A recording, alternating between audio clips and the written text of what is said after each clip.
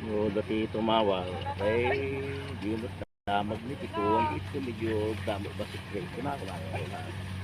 Kung dapat ni Samuel ka nagkontak-kontak ko man. Yan, ito pa.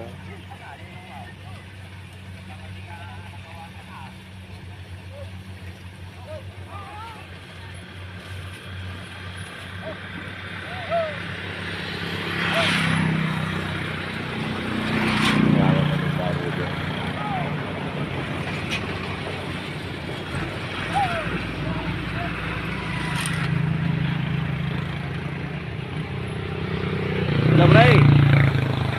Oh, di ba yung bayar mo ng palay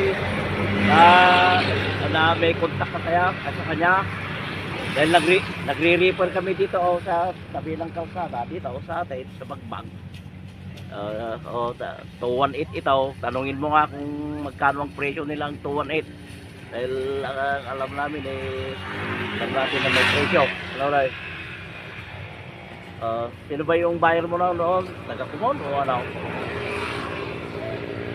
Alright. Sige yan, tawagan mo nga. Nandyan lang, dito lang kami sa highway. Dito kami sa malapit sa atin. Sige bre, sige. 218 ito, sabi mo. Tanungin niya daw yun pa, buyer mo na. Kalimutan ko ito.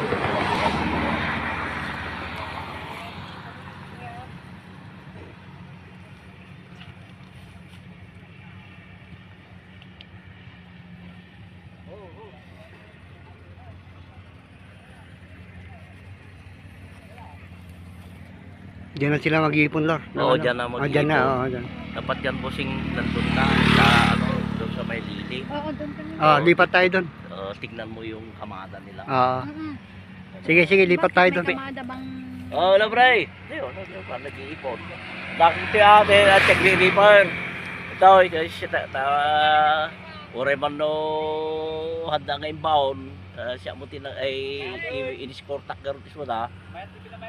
Ay atak dito yung abray tano kasta ka oreo.